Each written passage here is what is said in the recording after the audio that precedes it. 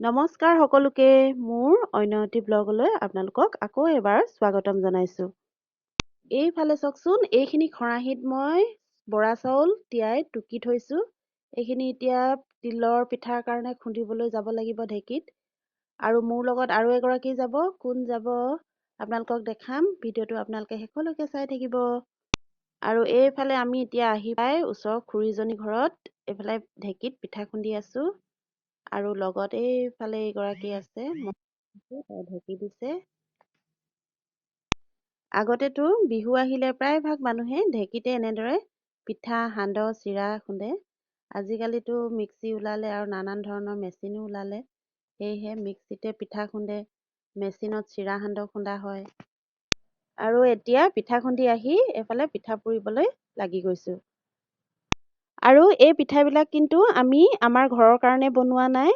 কলৈ বনাইছোঁ, কালে বনাইছোঁ, আপোনালোকে মোৰ ভিডিঅ'বোৰ আগলৈ চাই থাকিব, তেতিয়া সকলোখিনি গম পাব।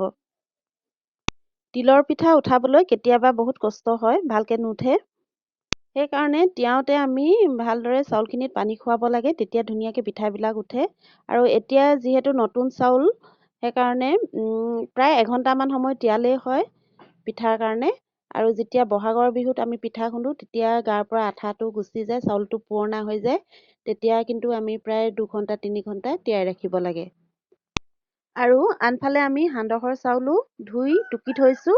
সান্দহৰ চাউলখিনিও ভাজিব লাগিব, যিহেতু সান্দহখিনি আমি পিচিব লাগিব, সেইকাৰণে। আৰু আমি এতিয়া পিঠাখিনি বনাই শেষ কৰি লওঁ, তাৰ পাছতে আকৌ সান্দহৰ চাউলখিনিও ভাজিব লাগিব।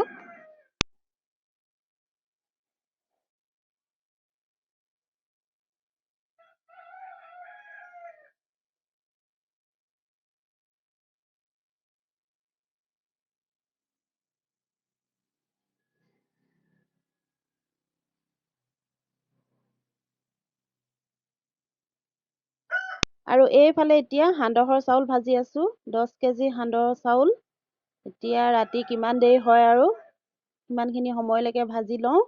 তাৰ পাছত কাইলৈ আকৌ কি বনাম আপোনালোকক দেখাইছোঁ।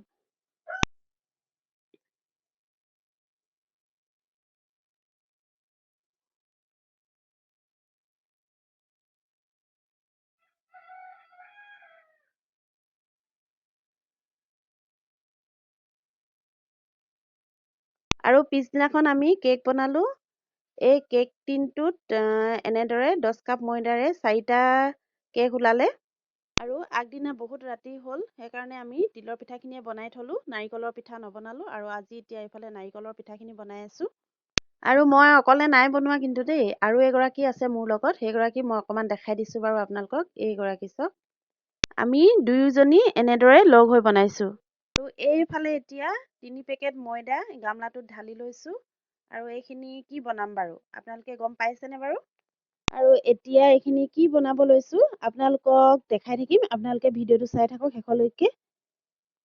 আৰু এই ময়দাখিনিত এতিয়া মই সোৱাদ অনুসৰি অলপ নিমখ দিম, তাৰ পাছত কেইটামান কালজিৰা দিম, আৰু ৰিফাইন দিম, আৰু পানী দি এইখিনি এতিয়া ভালদৰে মঠি 10 মিনিটমান সময়ৰ কাৰণে এইখিনি ঢাকি ৰাখিম।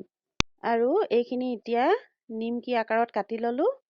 এইফালে চাওক, ৰিফাইন গৰম হোৱাত মই এবাৰ ৰিফাইন তেলত কমকৈ দি এতিয়া ভাজি যাম।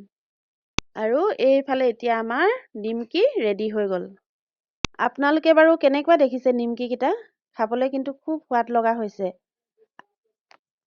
আৰু এইফালে এতিয়া গোটেইখিনি এনেদৰে ভাজি ল'লোঁ।